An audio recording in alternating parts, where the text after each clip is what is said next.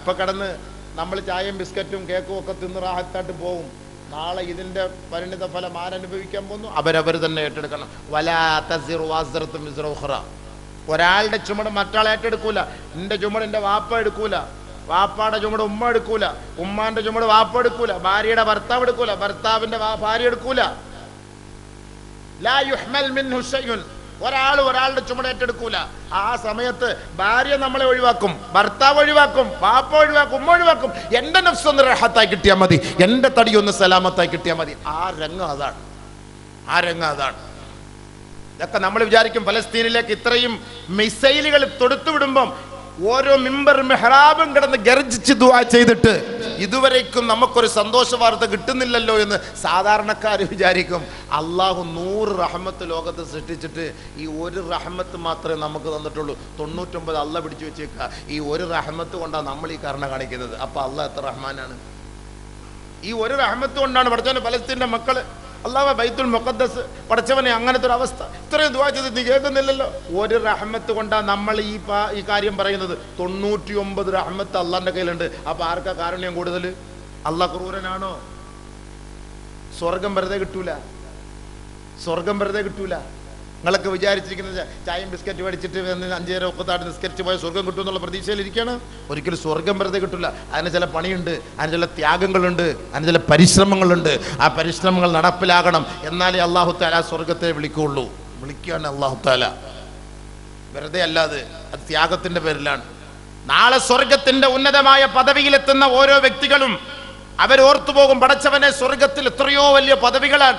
ആ പദവിയിൽ എന്നെ എത്തിച്ചിരുന്നെങ്കിൽ, ആ പദവിയിൽ എത്തിപ്പെടാൻ എന്താണ് വഴി? നിന്റെ ശരീരത്തിന്റെ അവയവങ്ങളിൽ പോറലേറ്റത് കുറഞ്ഞുപോയി, അത് അധികരിച്ചിരുന്നെങ്കിൽ അവിടെ എത്താമായിരുന്നു. അപ്പോൾ അവൻ കരുതും, പടച്ചവനെ ആരെങ്കിലും എൻ്റെ ശരീരത്തെ കീറിമുറിച്ച് തുണ്ടമായി മുറിച്ച് എൻ്റെ രോമകൂമങ്ങൾ അടർത്തിയെടുത്ത് എൻ്റെ ശരീരത്തെ പൊതിഞ്ഞിരിക്കുന്ന എൻ്റെ ചർമ്മങ്ങളെല്ലാം പറിച്ചെടുത്തിരുന്നെങ്കിൽ, അത്രയും ത്യാഗം ഞാൻ ദുനിയാവിൽ അനുഭവിച്ചിരുന്നെങ്കിൽ എനിക്ക് ആ സ്വർഗത്തിൻ്റെ ഉന്നതമായ പദവിയിൽ എത്താമായിരുന്നു എന്ന് നാളെ ഓരോ സത്യവിശ്വാസി ആഗ്രഹിക്കും. അത്രേ ഉന്നത സ്ഥാനത്തെത്താൻ. അപ്പൊ അല്ലാഹു തആല സ്വർഗത്തിലേക്ക് സെലക്ട് ചെയ്യണം ആൾക്കാരെ.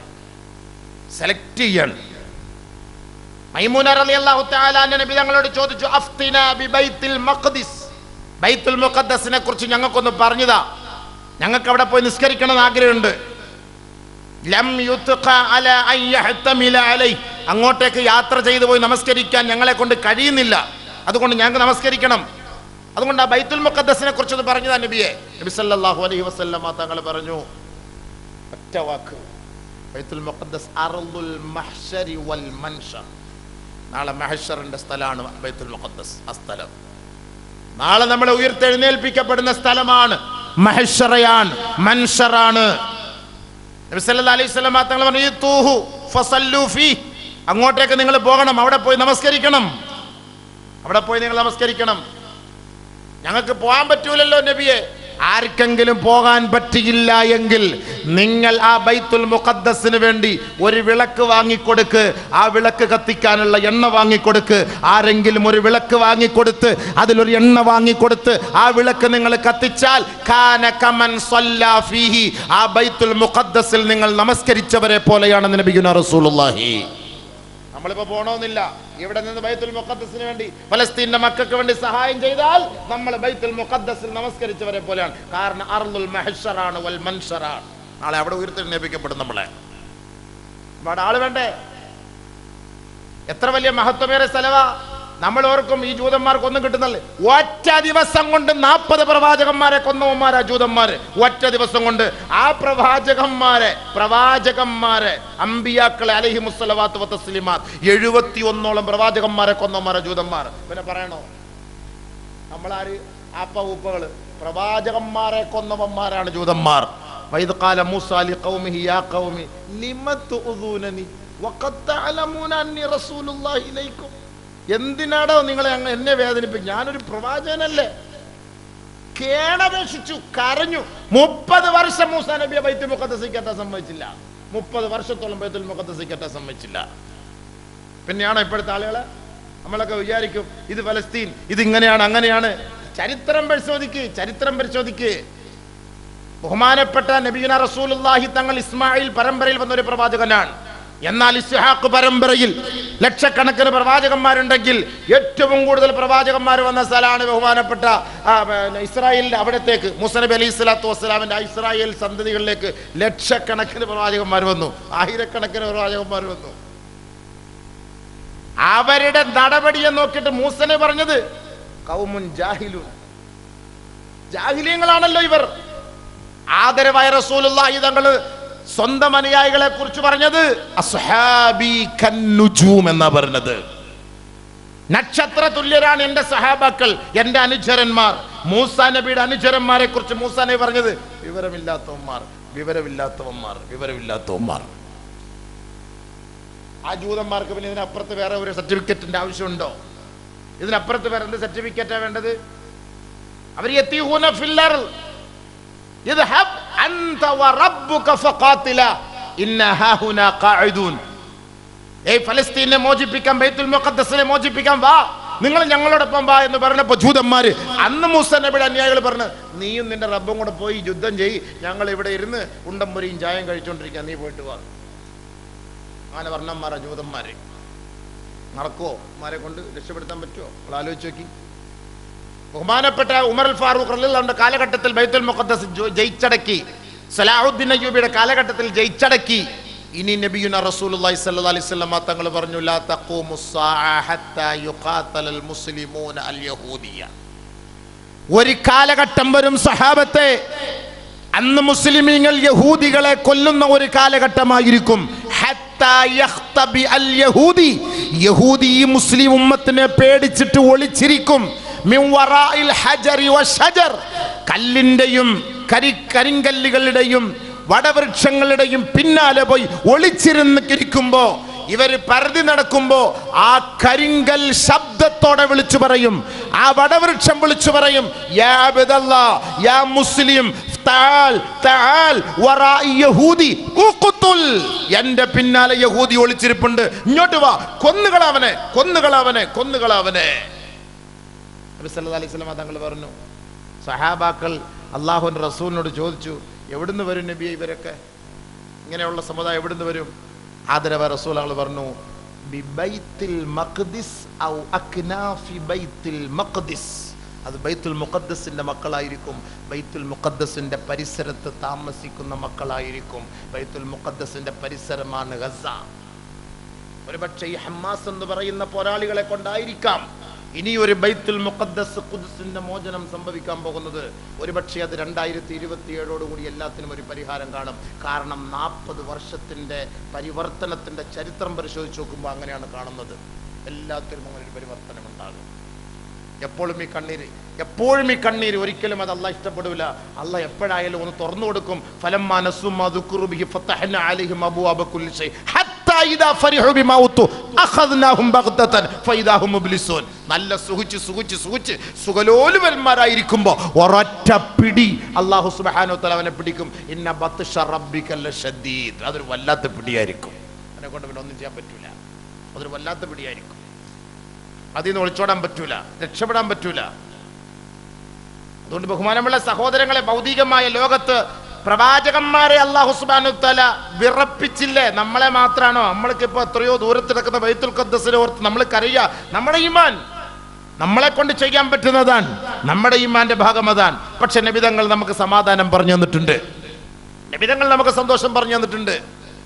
അതുകൊണ്ടൊരു കുഞ്ഞ് മരിച്ചുപോയാൽ ആ കുഞ്ഞിനെ നാളെ സ്വർഗത്തിൽ കിട്ടും. ഉമ്മ ഉപ്പ അവർക്ക് സ്വർഗത്തിൽ ബൈത്തുൽ ഹംദ് എന്ന വീടുണ്ട് ഉപ്പ. പിന്നെ എന്തിനു നമ്മൾ പേടിക്കണം? നമുക്ക് ആഖിറമാണ് വലുത് സഹോദരങ്ങളെ.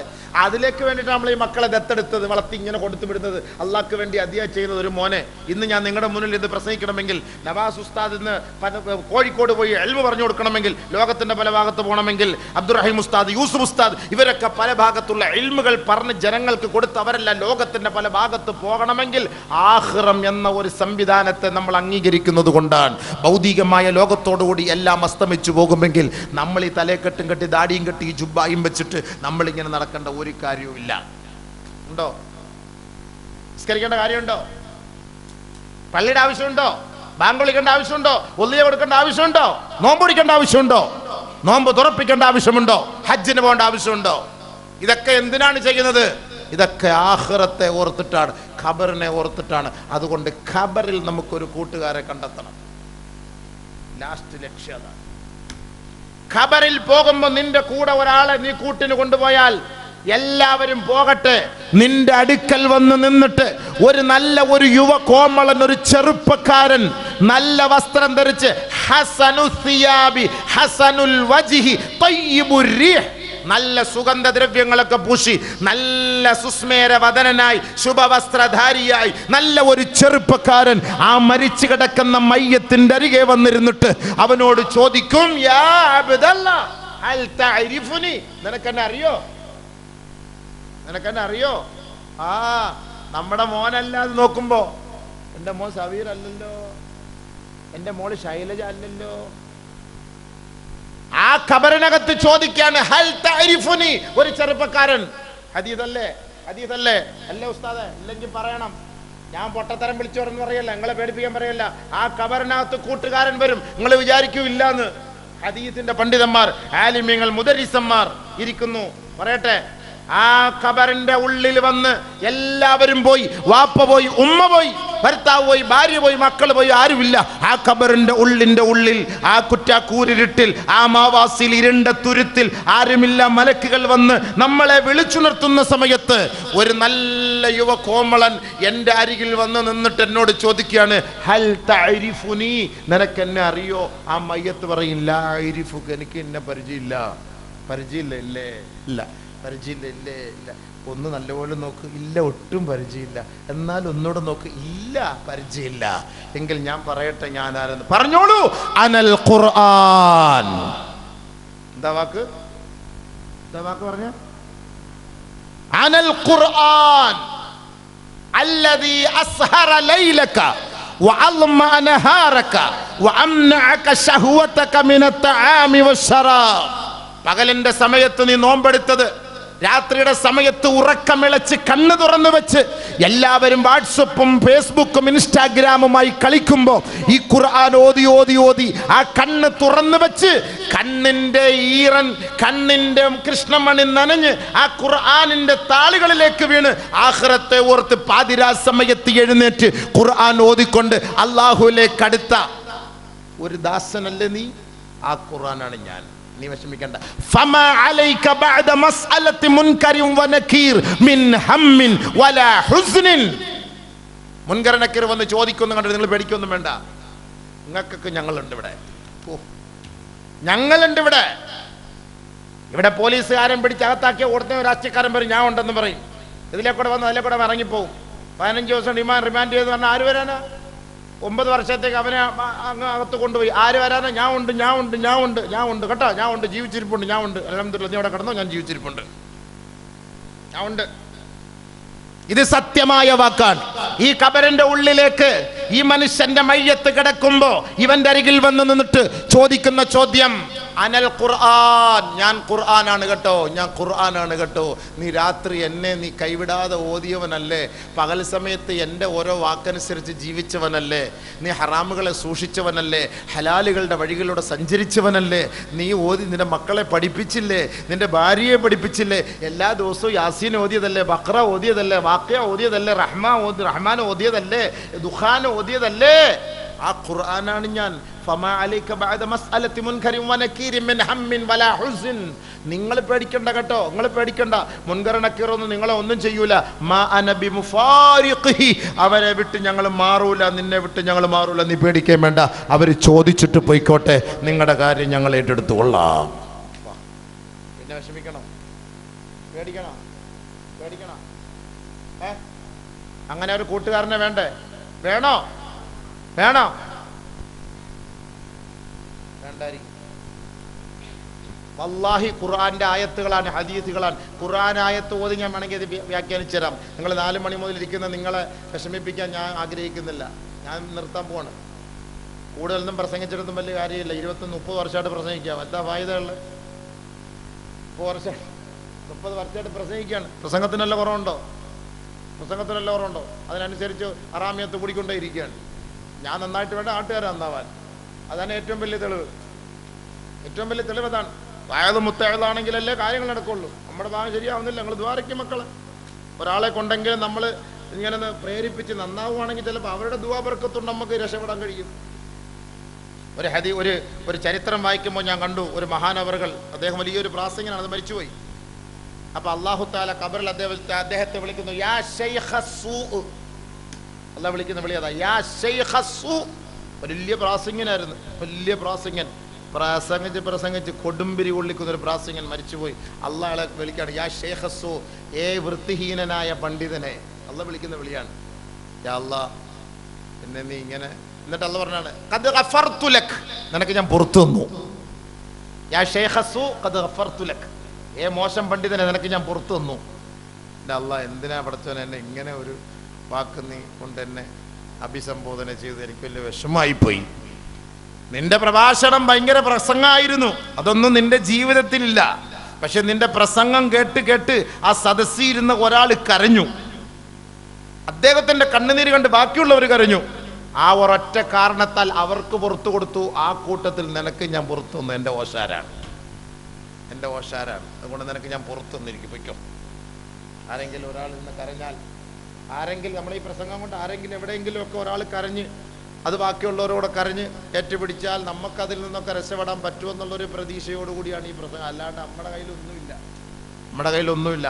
പിന്നെ ഈ വന്നിരിക്കുന്ന ഈ മക്കള്, ഈ മാതാപിതാക്കൾ, നമുക്ക് അല്ലാഹു തആല നാളെ ഖബറിൽ ഈ വന്ന ചെറുപ്പക്കാരനുണ്ടല്ലോ, ഒരു കിരീടമായിട്ട് വരും.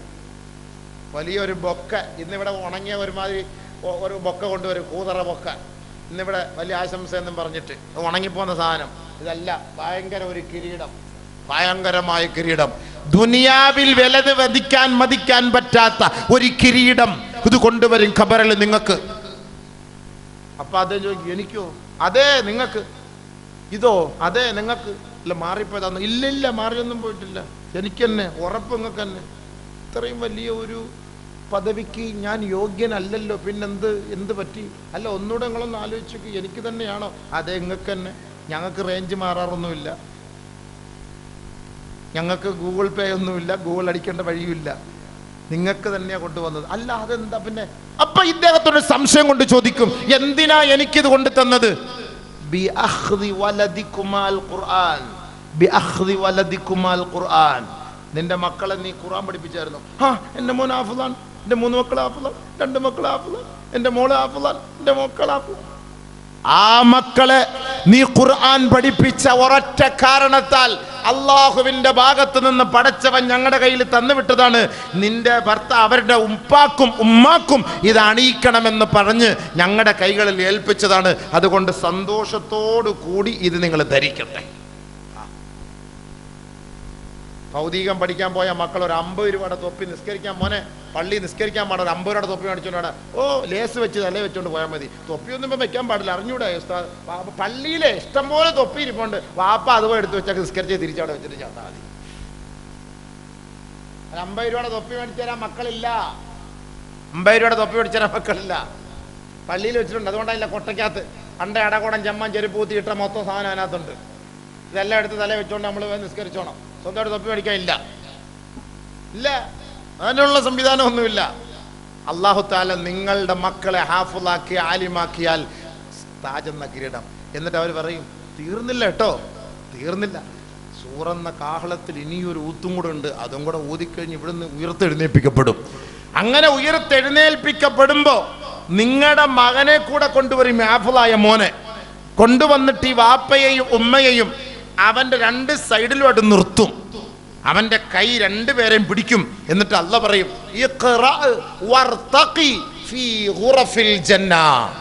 ഒന്നാമത്തെ പടി മുതൽ ഓതാൻ തുടങ്ങിക്കോ മോനെ, ഈ ഖുർആൻ തീരുന്നത് വരെ നീ ഓതിക്കൊള്ളണം. സ്വർഗത്തിന്റെ ഉന്നതമായ പദവിയിലെത്തുമ്പോ അല്ലദീ യുവസ്വിസു ഫീ സുദൂരിന്നാസ് മിനൽ ജിന്നത്തി വന്നാസ് എന്ന് പറയുമ്പോൾ ആ ഫ്ലാറ്റാണ് നിങ്ങൾക്കുള്ളത്. ലിഫ്റ്റിൽ കയറിക്കോ, ഈ ഓതി ഓതി ഓതി വാപ്പാടെ ഉമ്മാടെ കയ്യിൽ പിടിച്ച് ഓതി ഓതി ഓതി അങ്ങ് അറ്റത്തെത്തി. ലാസ്റ്റ് ആയത്ത് ഓതുമ്പോൾ ഉണ്ടാകുന്ന ഏറ്റവും മനോഹരമായ സ്വർഗം, ആ സ്വർഗത്തിൽ ജന്നാത്തു അദിനിൻ വമൻ സലഹ മിൻ ആബാഇഹിം വഅസ്വാജിഹിം വദുർരിയാതിഹിം വൽ മലായികത്തു യദ്ഖുലൂന അലൈഹിം മിൻ കുല്ലി ബാബ് സലാമുൻ അലൈക്കും ബിമാ സബർതും ഫനിഅമ ഉഖബദ്ദാർ. അവിടെ പോയി താമസിച്ചോളാൻ പറയും. അവിടെ പോയി താമസിച്ചോളാൻ പറയും. ആരും നിങ്ങളെ ദ്രോഹിക്കാൻ വരൂല, ആരും നിങ്ങളെ ഭീഷണിപ്പെടുത്താൻ വരൂല, നിങ്ങളുടെ റൂഹിനെ ഇനി പിടിക്കപ്പെടുകയില്ല, ഒരു ബോംബും വന്ന് വീഴൂല, ഒരു പട്ടിണിയും ഇല്ല, റേഷൻ കാർഡും വേണ്ട, ആധാറും വേണ്ട, പാസ്പോർട്ടും വേണ്ട. വലക്കും ഫീഹാ മാ തശ്തഹി അൻഫുസുക്കും വലക്കും ഫീഹാ മാ തദ്ഉൻ. നിങ്ങൾ ആഗ്രഹിക്കുന്നത് എന്താണോ നിങ്ങൾക്ക് ഇഷ്ടമുള്ളത് പോലെ കിട്ടും. യഥേഷ്ടം യഥേഷ്ടം സന്തോഷിച്ചോളിൻ, വിഹരിച്ചോളിൻ. ഇനി നിങ്ങൾ മരിക്കുകയേ വേണ്ട. ഈ ഒരു സന്തോഷം വേണോ? വേണോ? ഹാഫിളീങ്ങളായ വാപ്പ മക്കളെ, ഹാഫിളീങ്ങളായ മക്കൾക്ക് ആ വാപ്പമാരുടെ ഭാഗ്യമാണ്. പേടിക്കണ്ട, സന്തോഷിക്കാം, സന്തോഷിക്കാം. അള്ളാന്റെ റസൂല് പറഞ്ഞു, ഇന്നലിൽ ഖബരി ലമ്മ. ഖബർ ഞെരിക്കും കേട്ടോ, ഖബർ ഞെരിക്കും കേട്ടോ. ഖബറിന് ഞെരിക്കുണ്ട്. ഖബറിന്റെ ഞെരുക്കത്തിൽ നിന്ന് രക്ഷപ്പെടുത്തപ്പെടുന്ന ചില ആളുകൾ മാത്രമാണ്. അമ്പിയാക്കളെ ഖബർ ഞെരുക്കൂല. അതിൽ ഒരു വിഭാഗത്തെ ഖബർ ഞെരുക്കൂല. ആരത്? ഹാമിലു കിതാബില്ലാഹ്, അല്ലാഹുവിന്റെ ഖുർആൻ ചുമക്കുന്നവർ, അല്ലാഹുവിന്റെ കലാം ചുമക്കുന്നവർ, അവരെ ഖബർ തൊടുക പോലുമില്ല. ഇദാ മാത ഹാമിലു കിതാബില്ലാഹ് ഇദാ മാത ഹാമിലുൽ ഖുർആൻ. ഒരു ഹാഫിളായ വ്യക്തി മരിച്ചു പോയാൽ അദ്ദേഹത്തിന്റെ മയ്യത്ത് ഖബറിലേക്ക് ഇറക്കുന്ന സമയത്ത് ഔഹല്ലാഹു തആല ഇലൽ അർള് അല്ലാ തഅകുല ജിസ്മഹു. ഖബറിനോട് അല്ലാഹു നേരിട്ടിടപെടും. ഖബറേ, ഇവനെ തൊട്ടുപോകരുത്, ഇവനെ തൊട്ടുപോകരുത്. ഇതെന്റെ കലാം പഠിച്ചവനാണ്, ഇവനെ തൊട്ടുപോകരുത്. ഉടനെ ഖബറിന്റെ മറുപടി, യാ റബ്ബി കൈഫ ആകുലുഹു വകലാമുക ഫീ ജൗഫിഹി. യാ അല്ലാഹ്, ഞാൻ എങ്ങനെയാണ് അവനെ തിന്നുക? പടച്ചവനെ എങ്ങനെ ഞാൻ കഴിക്കും? നിന്റെ പരിശുദ്ധമായ കലാം അവന്റെ ഖൽബിലുള്ളിടത്തോളം എനിക്ക് അവനെ തൊടാൻ കഴിയില്ലല്ലോ പടച്ചവനെ. ഹാഫിളായ മക്കളെ ഖബർ തൊടൂല, ഹാഫിളായ മക്കളെ ഖബർ തൊടൂല, ഖബർ ഞെരുക്കൂല. വസ്തുസ്നിയ മിൻ ലീഖിൽ ഖബർ. ഖബറിന്റെ ഞെരുക്കത്തിൽ നിന്ന് അവരെ ഒഴിവാക്കപ്പെടുന്ന ചില ആളുകളുണ്ട്. അതിൽപ്പെട്ട ഒരു വിഭാഗമാണ് ഖുർആനുമായി ബന്ധപ്പെടുന്നവർ. അവരെ ഖബർ ഞെരുക്കൂല. അല്ലാഹു കൂട്ടത്തെ നമ്മൾ പെടുത്തട്ടെ.